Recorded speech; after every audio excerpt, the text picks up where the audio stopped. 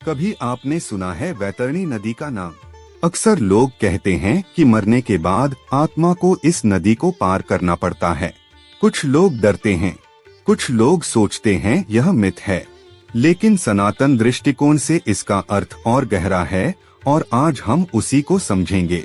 सबसे पहले ये समझना जरूरी है कि गरुड़ पुराना एक पवित्र शास्त्र है जिसमें मृत्यु के बाद के अनुभवों का विवरण मिलता है।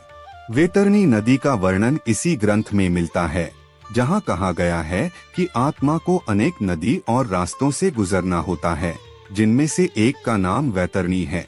लेकिन क्या वैतरणी सच में एक फिजिकल नदी है? कई विद्वान कहते हैं नहीं, यह कोई भौतिक नदी नहीं है, बल्कि एक सिंबॉलिक मानसिक आध्यात्मिक यात्रा का प्रतीक है। जैसा कि गीता में कहा गया है, आत्मा का शरीर छोड़कर यात्रा करना शरीर का अंतिम अध्याय नहीं है, बल्कि एक नए रूप की शुरुआत है। वैतरणी को सिर्फ पानी वाली नदी मत समझो, ये उस नदी का नाम है जहां हर इंसान को अपने कर्मों के अनुसार अनुभव करना होता है। कभी यह नदी कड़कती ठंडी हो सकती है, तो कभी सहज और निर्मल भी। यहीं पर गरुड़ पुराना हमें एक महत्वपूर्ण संदेश देती है। वास्तविक नदी हम नहीं पार करते, बल्कि हम अपने कर्मों को पार करते हैं। अगर जीवन में हमने सभी कर्म सच्चाई के साथ किए हों, तो वो नदी सरल हो जाती है। अगर कर्म अधूरे, परेशान करने वाले, दूसरों के लिए दुख देते हों, तो वही नदी कठिन हो जाती है। देवों और ऋषियों का कहना है कि वैतरणी मानसिक बाधाओं का प्रतीक है। हमारी इच्छाएं, तृष्णा, घृणा, लोभ, मोह, ये सब हमें उस नदी को पार करने से रोकते हैं। और जैसे जैसे मन शांत होता है और धर्म आगे आता है, वैसे वैसे मार्ग सरल हो जाता है। यहाँ जो सबसे बड़ी बात है वह यह है कि सनातन में मृत्यु और पुनर्जन्म केवल अंत नहीं है, यह एक प्रक्रिया है, और वैतरणी इस प्रक्रिया का प्रतीक है। हमारी पहचान से परे का वो अनुभव जिसे समझने के लिए सनातन ने वर्णन दिया है। अब कुछ लोग कहते हैं, अगर मैं बुरा इंसान रहा हूँ तो मैं वैतरणी नदी पार नहीं कर पाऊंगा। सनातन का उत्तर सीधा है, कोई आत्मा जन्मांतिम समय पर पूर्ण रूप से अकेली नहीं होती।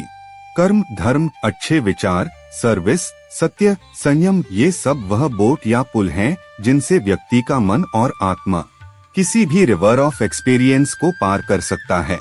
यही शब्द वैतरणी का असली अर्थ है।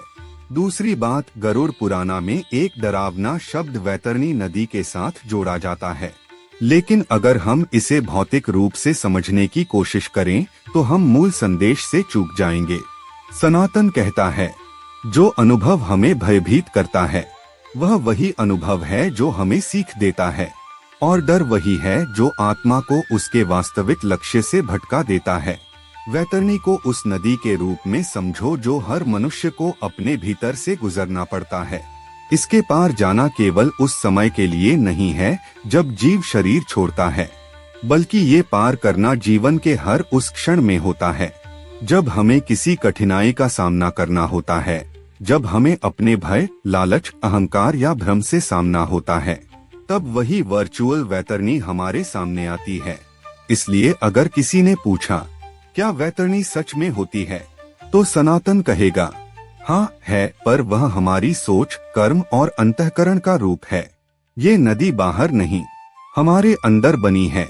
अब बात करते हैं उस वैज्ञानिक और मानसिक अर्थ की जो गरुड़ पुराना के वर्णन से मिलता है। हमारा मन हमेशा कुछ सोच में उलझा रहता है, कभी अतीत का डर, कभी भविष्य की चिंता, कभी इच्छाएं तो कभी रिग्रेट्स। ये सब मिलकर एक नदी की तरह बहते हैं, और अगर हम उस नदी का सामना नहीं करते तो वही हमारी वास्तविक यात्रा को कठिन बनाते हैं। इसीलिए सनातन में ध्यान, सेवा, सत्य, धर्म और संयम की बातें इतनी बार दोहराई गई हैं। ये सब वैतरणी की कठिन धारा को शांत करने वाले साधन हैं। समाप्ति से पहले एक और बात, गरुड़ पुराना बताती है कि वैतरणी के पास एक पुल है जिसका नाम शिव की कृपा है, लेकिन वह पुल केवल उन्हीं के लिए खुलता है जिनके कर्म शुद्ध और मन शांत होते हैं। अब ध्यान देना, यहाँ शिव की कृपा कोई फेरी टेल नहीं, बल्कि सनातन में ईश्वर की अनुकंपा का सिंबॉलिक रूप है।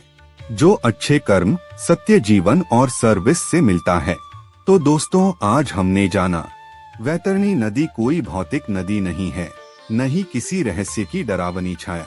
यह हमारे कर्मों, हमारे विचारों और हमारे जीवन की उन चुनौतियों का प्रतीक है जिन्हें पार करना ही जीवन की असली यात्रा है। आखिर में यही सर्वश्रेष्ठ संदेश है। हमारी असली परीक्षा नदी के पार जाने की नहीं, अपने मन, अपने कर्म और अपने जीवन की विजय पाने की है। यह था सनातन 365 दिन। कल हम बात करेंगे, क्या पूर्वजों की पूजा वास्तव में आवश्यक है? जय सनातन।